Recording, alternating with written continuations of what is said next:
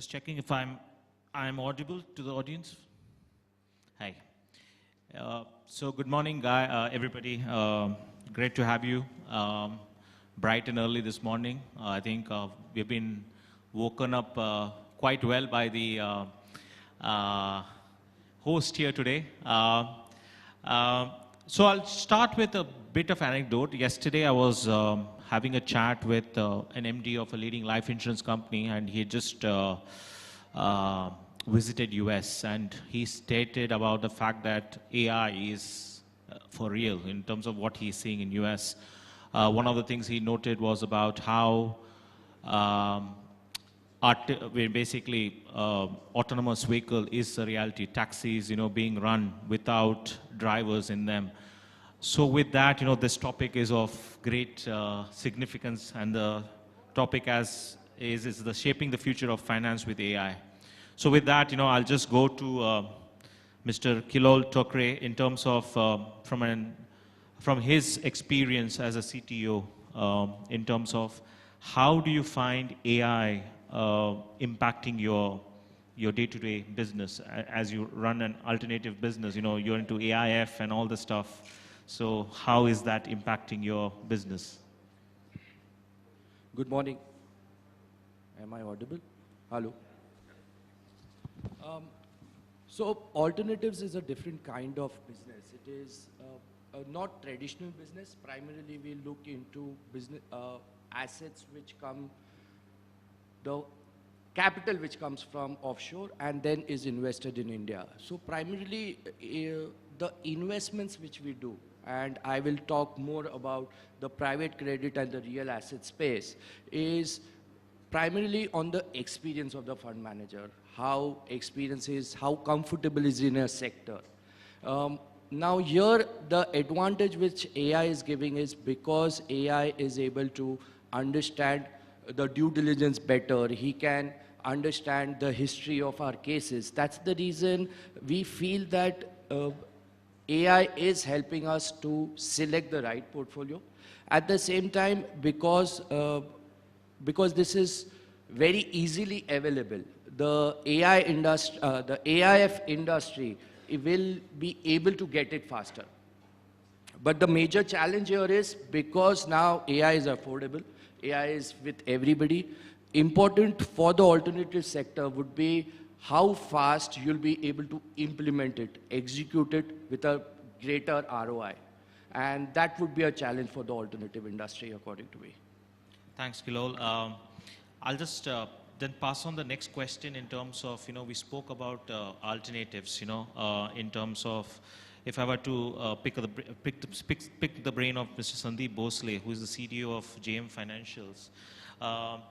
In terms of, sir, how do you think algos are going to be important? Algo trading, that's a new thing where everybody is into the secondary market trying to, beat the market. So everybody is into algos. So how do you think algos are going to be the thing for the future, from a finance perspective? So, well, algorithms have been always in our brains. In fact, they're just coming in our systems now. We are putting it in a better way now. But I would rather like to take it a bit behind, basically. We have all been brought up by saying the customer is the king. But if you see exactly who has, but the kingmakers has been primarily three people: the fierce competition around there, the regulatory nudges around that, and technology. These three things has been primarily making the customer. And then that's what we are trying to make the king. Today, when we say about algorithms or AI coming in, so there will be a new kid on the block who's going to be the next, you can't say the next kingmaker, but one out of it. Today, a persona of a customer that we see or understand today is not a persona that a customer has boiled on his own.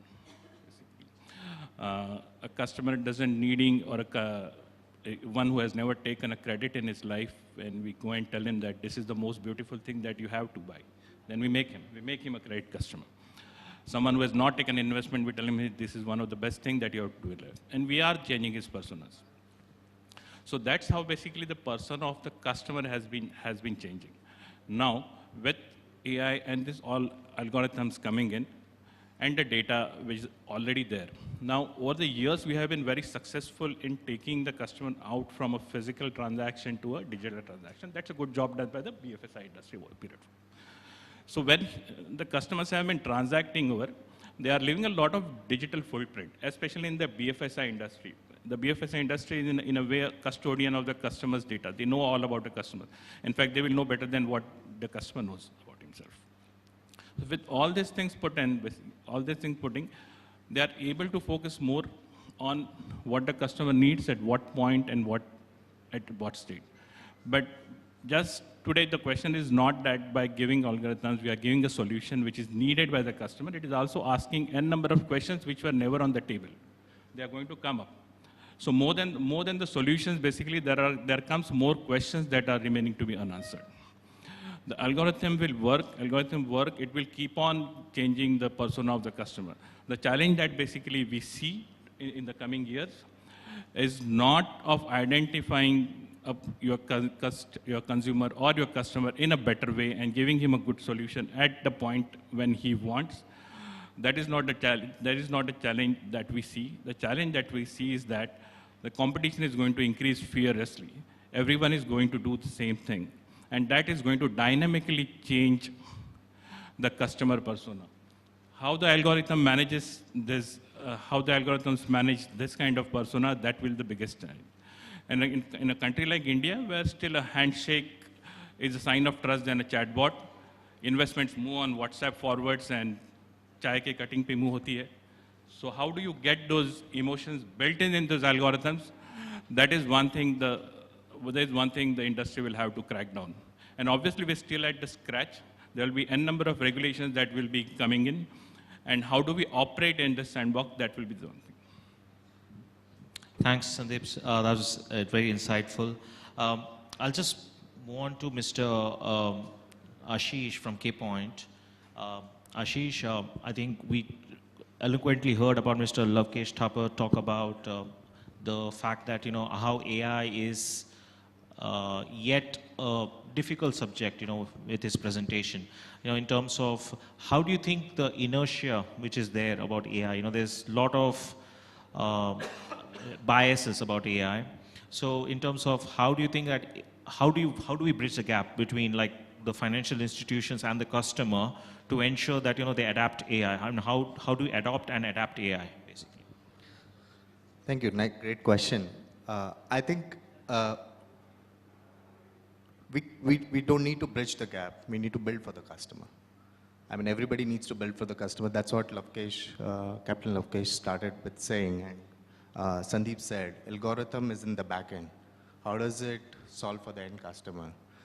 And Captain Thakore actually set the tone of the conversation changing from India to Bharat. And the Tamil grocer or the Punjabi kisan is watching reels.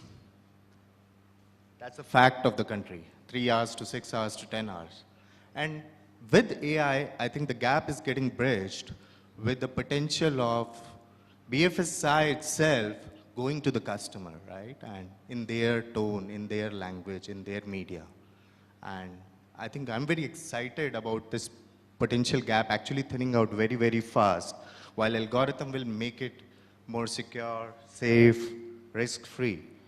But the customer experiences will change to, as our hostess said, Instagram, LinkedIn, Twitter-like experiences. So imagine a bank offering a reel-based experience to a kisan in Tamil Nadu on how to take a loan. And is that a reality of inclusion, accessibility? Yes, that's what we are witnessing. Thanks, Ashish. I will just pass on this question to two of the CIOs, and one from a small finance bank and one from a scheduled bank. So I'll ask Mr. Rajesh Choudhary, the CIO of CSB Bank. Rajesh sir, in terms of how do you think, as a chief information officer, how you get the AI plugins into core banking system, because traditional banking system, it's plain vanilla. AI it has got a lot of data lakes, data storages and etc. So in your role, or what are the challenges you face to have those plugins put in place in your organization? Ram, good morning. I think over the last 12 to 18 months, I must have been a panel at least 15 times. I have been into various events. And surprisingly, the only conversation what happens is AI. Nobody talks about core banking, nobody talks about payment system, nobody talks about channels, risk system, finance system. Everything is gone. And those are the systems which are the core systems on which bank runs. So I'm just wondering what's happening in the industry. So somebody seems to be pumping a lot of money on AI, and probably they are expecting banks to fund that money. So now answering your question, we don't ask ourselves that how do I plug in AI into any of my system. I first think that do I need it? Yeah. So if there is a need, then of course we will use it. But AI is not a magic pill like you put it anywhere and it will solve all the problem or solve the world hunger. So that's not going to happen. It has not happened anywhere. So it's not going to happen in my bank also. So what we do is specifically look at AI in some specific areas there where it can really give me some useful outcome. For example, in employee-related areas. So if my employee needs a pay slip, the employee need to log into the HR system, need to provide the ID password, then go to specific option, and then pull out the pay slip and download it. Can I give the employee a simple chat window? Give me my pay slip for June 2025, and here comes the pay slip. So that's a good use case, helps the employee. And similarly, I can provide the same functionality to my customers. For doing some basic things, they need to use mobile banking or internet banking.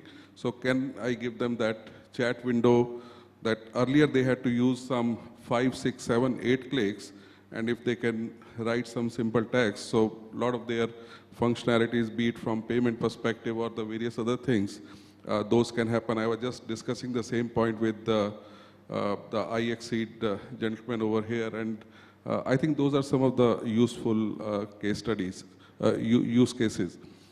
Now, do I feel confident of allowing AI to make credit decisions for me? Answer is no. I'll give you a very simple example. All of us have got WhatsApp, and there's a Meta AI there. I type the message, is 9.11 bigger or 9.8? And it tells me 9.11 is bigger. Like, that's the outcome I get from AI. Now, it's not that every time AI gives a wrong answer, but the accuracy ratio of AI is not 100%. So I can't let it make important decisions like credit decisions for the bank using AI. But the use cases where some of the specific information it can use and give me a better outcome, I think absolutely. So it will depend on case-to-case basis. It will depend on what it can do. But for very critical functions in the banking, I think we'll have to wait for some more time for it to get matured. Thanks, Rajesh. I will just ask the same question to Mr. Abhijeet Bhattacharjee, because, sir, you are from the small finance bank. Your P&L is pretty different to probably a scheduled bank. So how would you, if I were to ask the same question, what I asked Mr. Rajesh, sir, in terms of how do you think it's impacting your, a small finance bank? Yeah, I can't agree more what Rajesh has said. Look, AI is, the code base of AI is data. Now, if you don't have a data, if you don't have a right data, you're going to get a wrong answer. And, especially in the small finance bank sector, if you look, we also obviously have a big microfinance portfolio, but also we have our retail aspiration as well. So this is a balancing act we need to do. But if you specifically look into small finance as a sector, the AI requirement or demands are very, very different than the normal retail banking sectors are, because there are social needs and if you look into the normal retail and the retail banking sector, there are a lot of dependence on text. But if you go down below, there are dependence on voice, and voice of multilingual in nature, because the reels what Ashish was talking about, those are regional reels. Those are generally not English reels what we have grown up with. And the experience and everything have to be tackled very differently. So voice, and there is videos. If you go deep into the India stack, what we have created, there are a lot of things we have done on the biometric side, fingerprint, retina, and that when you go down below, well, you're talking to a guy who don't have address. Your address is beside Kishore's house. So you need these sort of things to get embedded and create a workflow which basically comes up. Now, one good thing on the microfinance side as what has happened, for 3 years back, there are certain regulation changes has happened and which compelled bank to store a level more information than others. And those informations now are becoming more and more important for our other decisioning and other work process in order to decide whom to lend and whom not to lend. Obviously, the industry as a whole obviously has seen a lot of turbulence there because it has a lot of other dependencies of the macroeconomics and all other stuff. But the point over here is that technology have to grow in parallel to support that. Now, whether AI can actually be a game changer on that, right now it looks it's only on the top side, in a sense to you trial and error and trying to find what works and what doesn't work. And even on the voice side, if you look specifically, I really cannot make a voice AI chatbot out live in open. It's very difficult. A word which is a good word to a language A, a slang to a language B, and in your whole gambit, you're going to see that. So broadly, it is on the similar lines to see how you can create internal efficiencies, how we can create, it's a validation of what we do internal process and aim.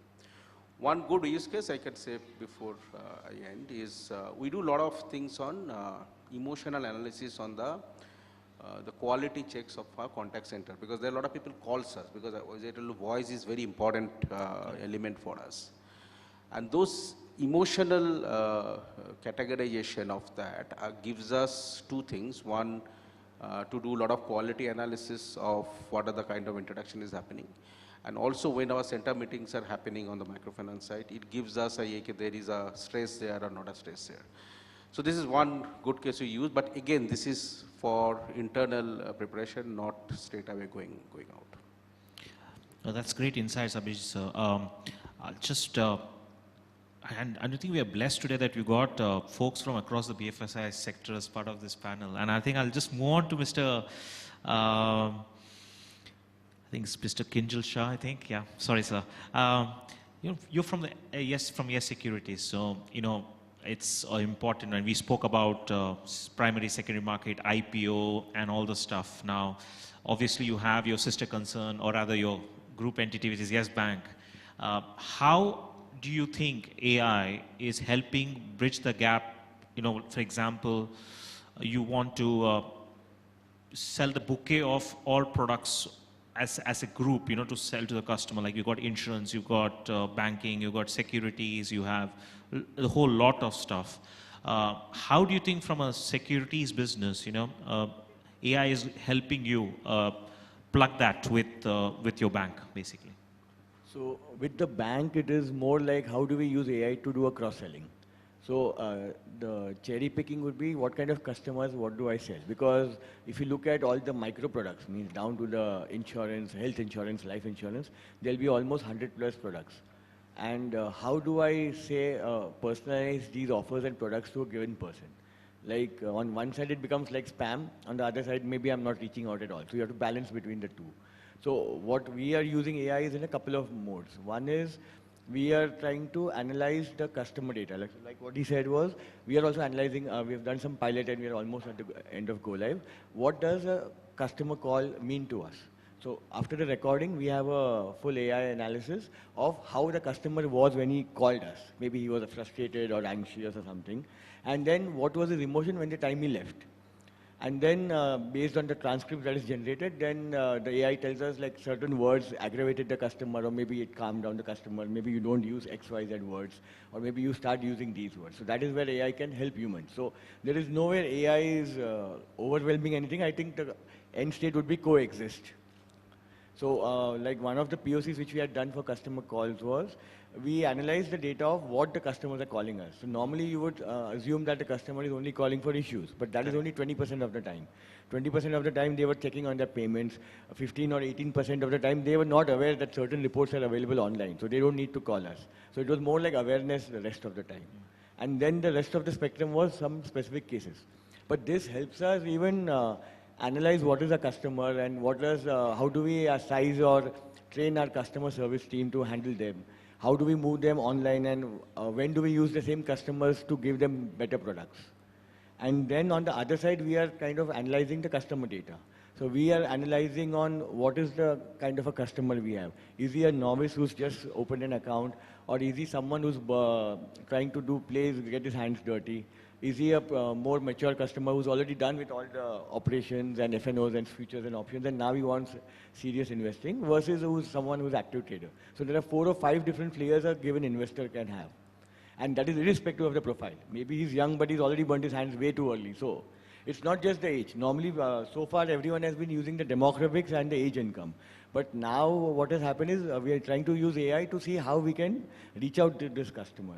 What is his general behavior on the platform? Is he coming in the morning, he's doing trades maybe once a month, just looking at his portfolio, versus he's reacting to market events and panic selling? So this will help us analyze the customer behavior and roll out products for him. Maybe if he has a very high risky set of investments, we offer him something which has a very low correlation. Or maybe he's already done too much investing but is low on insurance. So we're trying to also give him a one view. So when he comes to our platform, that is the end state. We're giving a view of what all investment he has, how they have performed, and what are our recommendations. So that is what we are working on currently.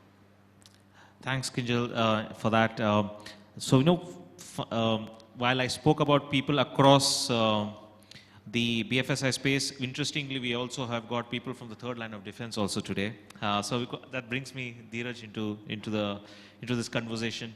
Dheeraj, I am from the insurance sector also myself, and I think one of the things which the regulator keeps asking is for the ISNP and a cyber report, on the regulator requires on an annual basis.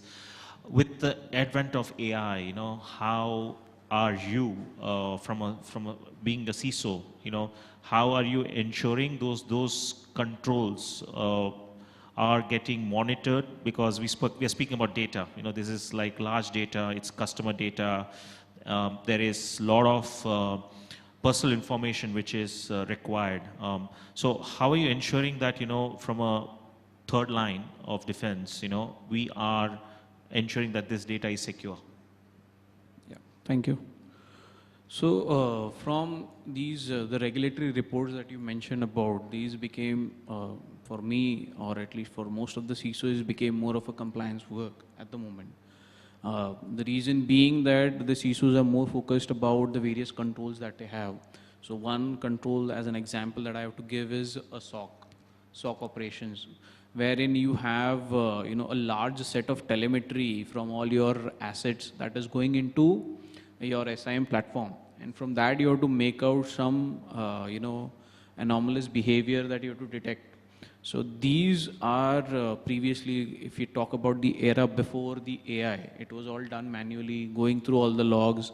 You have a SOC analyst who are sitting, at the L1 and L2, and they would analyze all these, logs, and then they'll make out something out of it, that this is anomalous behavior. Now in this current era of AI, it has just become like this, right? the logs comes in, there are engines, AI engines which are running on this telemetry and then give you a alert. Now with this AI, the problem that, as you know, as a security practitioner, what we're seeing is there's a lot of alert fatigue. There are too much of alerts which are coming to you now. So you have to go through all the alerts. Again, you use AI to fine tune this because, what AI or rather ML can help you in understanding these are all false positive or not. So based on your learning throughout the history, you can identify that yes, few of them are false positive, and then you only focus on the true positives. So that's how AI is actually helping us solve these problems. At the same time, if I had to give you another example, it could be a third party that is coming as emerging risk. If you have seen all the breaches that, in the recent history. So how AI can help you in these scenario is basically, you do a third-party due diligence again based on the manual part, right? It's a manual checklist that one follows. You can't do on-site visit, check their controls for each and every third party that you have. It's practically impossible, right? How can you leverage, AI or, such automated tools? So you go on and discover, their digital footprint, how secure they are before they integrate within your system, right? Because you might be exchanging some sensitive data with them. So it is important to understand how secure they are for the outside world before you, onboard them. So that's one part of it. Second, you will do an API integration. Now imagine a scenario wherein you have a third party with whom you have doing an API integration. When you do a digital footprinting, you identify that there are some vulnerabilities, there are some leak credentials of this third party. So somebody might be using that API for you. So in these ways in which I believe AI would definitely help you and protect your organization throughout. I can see that it's 18 minutes. I will request my panelists to keep your responses shorter because of positive time. I want to have some time for the guests, in terms of if they have any questions for the panel. So I think the next segment, I'll go in reverse order. I'll have to go back to you, Dheeraj. Fact is that we have got people across the BFSI space. You have different regulators also. Okay, and the theme being shaping the future. In your opinion, how do you think the regulator, now you have the regulator is IRDAI. Unfortunately, I am from the insurance sector. I know we don't have the chairman right now. But in terms of how do you think the regulator is receptive to AI in the financial service space, especially in the insurance sector? So, if you talk about at the moment, there are no regulations around, AI. There are no governance, there are no framework around AI that how do you use it. Because I believe it's about, we have heard a term like shadow IT for longer period of time. Now it is shadow AI. Businesses using AI left, right and center for their own, purposes. But I believe with no governance on such usage, the business is unintentionally sharing some sensitive information to that AI models which is going out of your organization, which you may not want to, correct? So I'm saying the regulations need to focus on creating a governance around it, some framework around it. And also, as an organization, we also have to think about, putting some, some gateway that how do you use AI, some way of governing these AI. So I believe of course, in terms of the accepting regulator on the AI front, they are very much okay. So I'll just tell you one scenario is about one of the regulator, what they are collecting is all the, the fraud analysis that you do in terms of, say, claims, right? Just an example. So in claims, you do some fraud analysis and you identify various hospitals, right? That these are doing some level of the other fraud and you send this data. Similarly, all insurance are sending this data. Now this is getting exchanged across all the insurance industry. So everybody know in their area which are the fraud hospitals are there or the agents are there, so that they can take their, calculate the risk accordingly. So I believe that's how the regulations are also ingesting this information and helping the entire industry in a way, to leverage this part. Thanks, Dheeraj. I'll just quickly go to Kinjal from a SEBI standpoint. There is a lot of talk about SEBI being hard on a lot of organizations from a penalties and fines perspective. AI being a new theme. When I say it's a thing, but it's a new theme. For the sector. So how is SEBI monitoring the AI implementation in organizations like yours? So I think there is no absolute regulation right now on what you can or cannot do. 2024 in AI was the year of chatbots, and this year is more about agentic AI agents. But what SEBI expects, the way they allowed us to go on the cloud from on-prem was, their regulation was, the way you treat your systems on-prem is the way you treat your systems on the cloud. So I think something similar would happen. Just because an AI agent has given a response which is causing some harm to the customer, you cannot get away with it like your system had malfunctioned. So whenever you use any AI agent, I think you need to run it on a pilot or a beta for a sufficient period of time until you are fairly confident. Because AI and ML is fine because it is more like deterministic. You have a set X amount of events and that gives Y output. But with Gen AI, you're adding a probabilistic nature.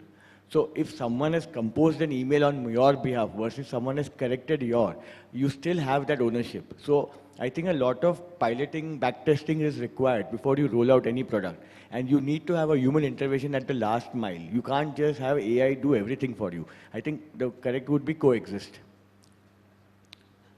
Great, thank you. While RBI, is a chief regulator for almost both the banks and the small finance banks, NBFCs. So, Abhijeet, sir, to you now, because, RBI has a different way of looking at different, so they've got the bank, the Department of Banking of Supervision, they do kind of all this checks every year. So, how do you think RBI takes AI? What is the kind of supervision they are doing from an AI perspective, from a supervision standpoint? Two parts. One is supervision and obviously one is monitoring. So I think RBI is very, very open towards it. And look, to understand, in last 8-9 years specifically, previous governor and the new governor, you see there are a lot of big talent pool is sitting with RBI. And when you talk to them, when you speak with them, you realize they understand the what required for the industry, and they are the right guys to take a decision. Supervision is necessary because banking is a very important sector. I think RBI as a whole, they have adopted is very nice. In fact, there are few circulars from RBI has came, especially on the fraud monitoring. And if you look into the current market, the money mule is the biggest problem everybody is grappling with.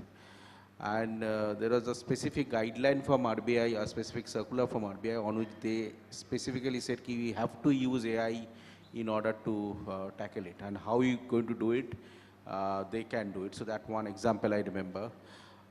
Number two, there is a big project himself within the RBI is going on. There is something called a risk-based supervision they do. Yeah. And they are creating sort of a AI model of themselves, so they can predictively analyze what is required for a bank, both in terms of the capital requirement and as well as in terms of the cash requirement, what are the things need to be done. I think there is what we can see from our perspective, the kind of data points, what they used to ask us previously, the data points has completely changed. So you can say they are not only embraced it, also pushing us to adopt it as much as possible in order to see that, because end of the data points are the crucial.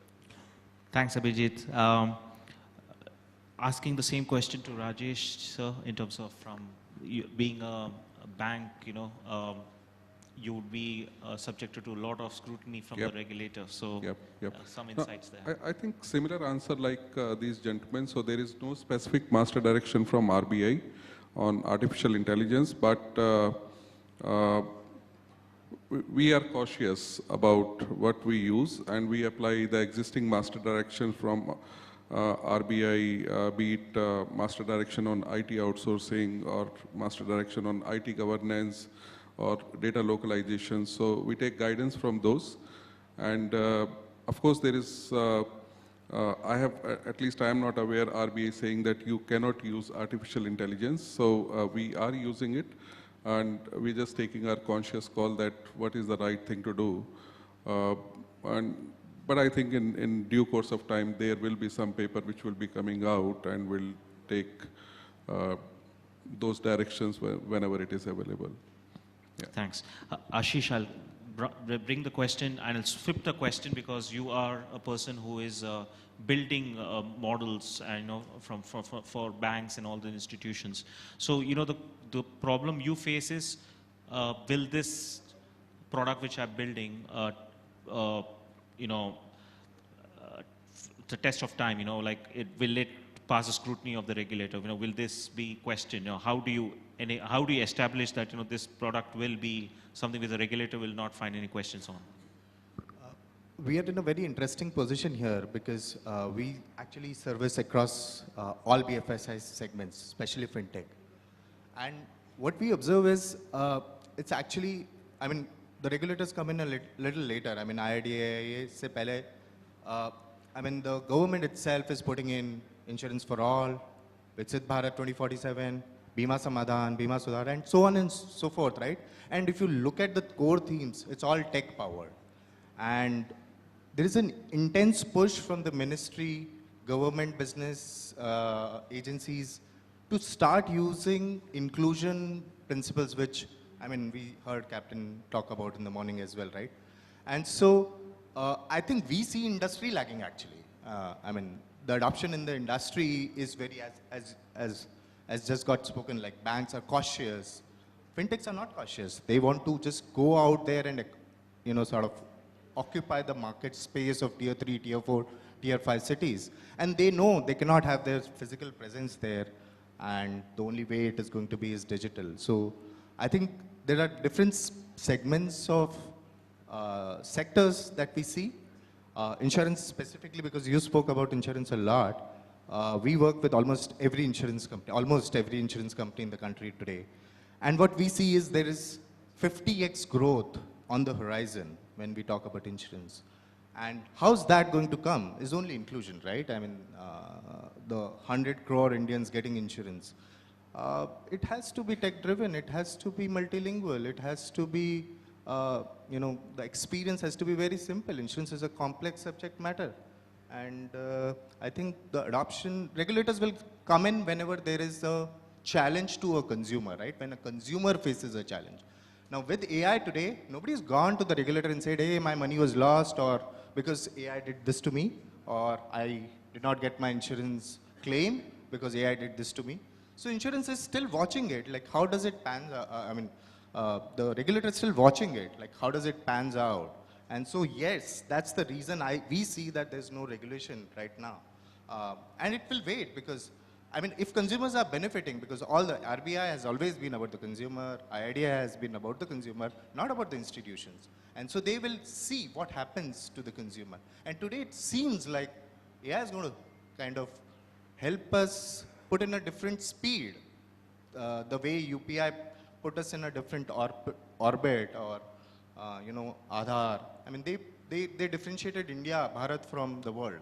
And we think that AI is going to do that in some space in BFSI and leapfrog us to that sort of space where we can think of accessibility, inclusion in a very different manner. So I don't think there's going to be a regulation on this unless the consumer really starts suffering in some manner. Thanks, Ashish. Move to Sandeep. Sandeep, asset management, we got the AMC business, it's growing, in terms of, so SEBI is like keeping a close eye because mutual funds are increasing, so how do you think the regulator is looking at AI from a mutual fund perspective? just not from mutual fund perspective, I would rather say, basically. As, in fact, every circular or every rule or a regulation that may come from a regulator, immaterial it's SEBI regulator or any industry, basically. As a professional also, I see it a very positive thing, basically, because it will streamline the functioning, one. Also, it will also try to neglect or diffuse the long-term issues that we may be facing. End of the day, today, when we do algorithms also, it's based on the customer's data. It's the citizens' data, and the citizens own that data. So there will be always a silver lining that how much you can cross in, how much you are going to go and tell him in the morning that this is what you have to buy, this is what you have to sell. So there will be a silver lining in between that till what extent basically that will be used. One. Two, we have seen some steps from the regulators coming up and trying to build regulations around AI, and that's a very good and a very positive sign, because then if it is taken, then they have factored in the fact that it is going to impact the industry at a scale. So if these things come at, suppose if as a professional, if I have 100 rupees to spend, with every stringent, unstringent, whatever regulation that come in, I will start investing in part by part in that. So that will, so it fortifies or it gives you that comfort level that this is that this is something that is going to have a great impact. It is having to have regulation, and the regulator is seeing it very seriously. So that's how basically we do see regulations. Every regulation that will come in, that will literally streamline the whole process. And it will be also better for organizations to invest into this, because that will be a lot. Technology will come at a cost, and that cost they will have to invest while looking at its regulation. As rightly said by my colleague, basically banks will have a legacy, fintechs have that speed. That marriage of legacy and speed with a compliance knot has to be taken ahead, and that will be how the regulator will. Thanks. Killol, I think you have the most toughest question, because alternatives means, you have a lot of funds flowing in from various countries, offshore accounts, Mauritius, Bermuda, all these exotic places. So, regulators are always, worried about where this money is coming from, what is this, and how do you think the regulator is looking at from an alternative investment in terms of the AIF's funds and all the stuff? How do you think they are controlling this? How does the regulators look at alternatives from an AI perspective? So if you ask me, SEBI, who is our regulator, actually started looking into us in the last 2 years ago. So that's when they started seeing us. And now we have been also included in the circulars of asset management. Our deadline is 30th June. So if you see, SEBI is looking into it, SEBI and MAS, because primarily all the money right now is coming from Singapore. So these are the two regulators which we are focusing on, and both the regulators are very, they understand AI. Means SEBI is coming out with a white paper on AI. They have also asked us to create our internal policies and showcase that to them. There is a lot of data, the external data which is coming in India, and they are also saying that they're also telling us to bring the money from the gift city route, not through the Singapore route. So I feel regulators have understood this, and they agree that AI is there. AI is going to remain here, and AI is going to help the business. And that is the reason they are comfortable. As he also said, till the regulator doesn't find customer is in a problem, I don't think regulator is going to check on this. We are into the last minute, but I'll just summarize, and I'll throw the panel for the larger audience in case you have any questions. But the summarization is that what I started at the beginning, if what I spoke with the managing director of the life insurance company, that AI is come in US, I think we are not too far. It's come up to our shows, and all the dignitaries here today have spoken in terms of how AI is changing the landscape, probably not on a larger scale, but at least internally it's helping them grow. And with that, I will just let the audience ask any questions to the panelists. Yeah.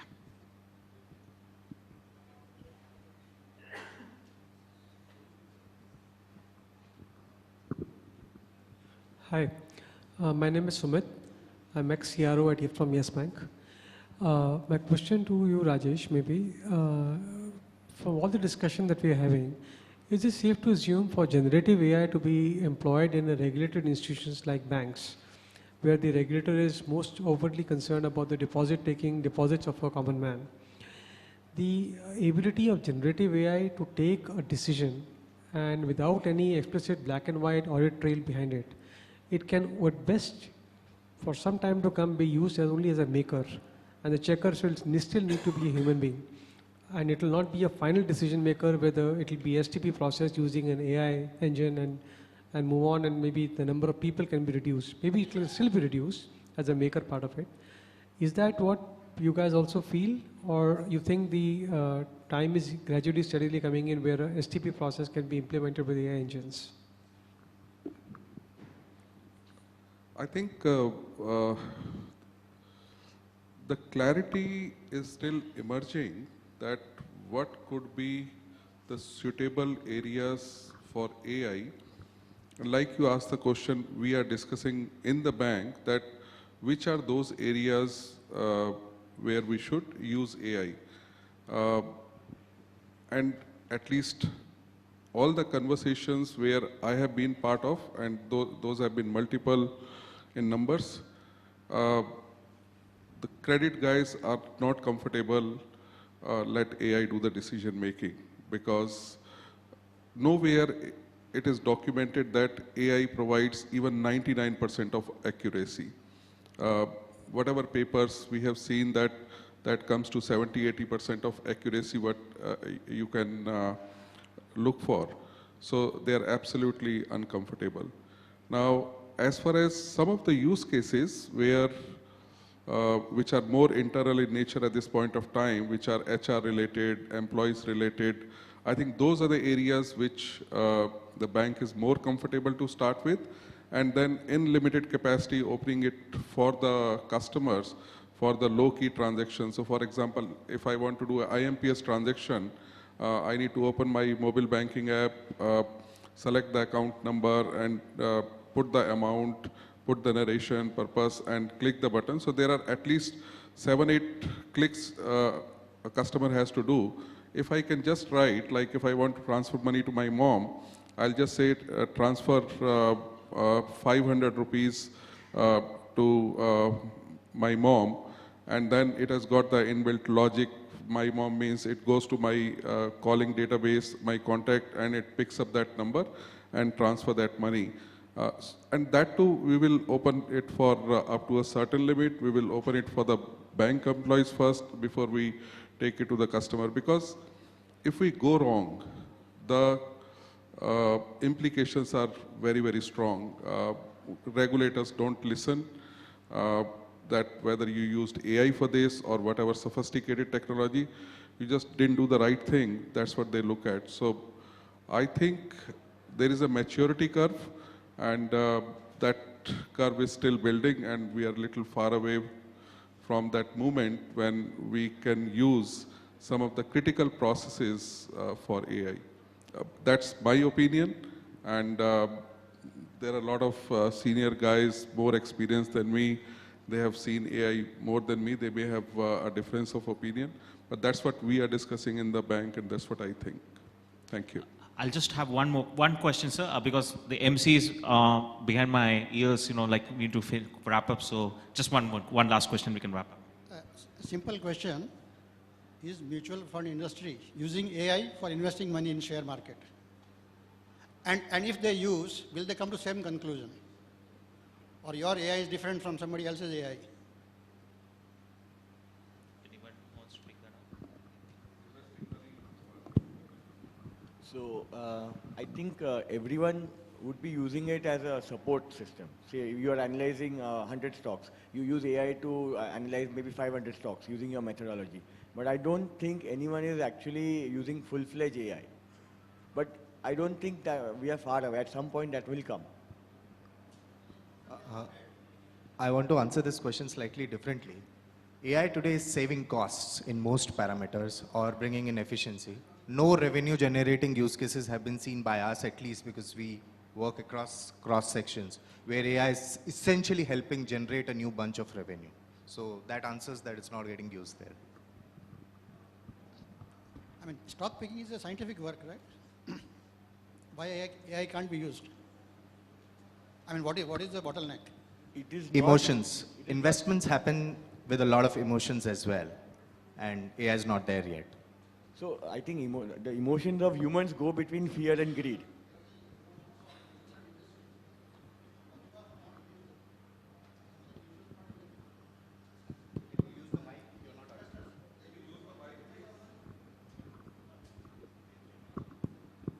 So are we saying mutual fund industry is using emotions to invest our money?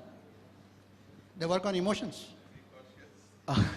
It's a very catch-22 question. Thank you for this, but I think there is no investment done by anybody in which there is no human intelligence or human emotions involved about understanding of people at the back end.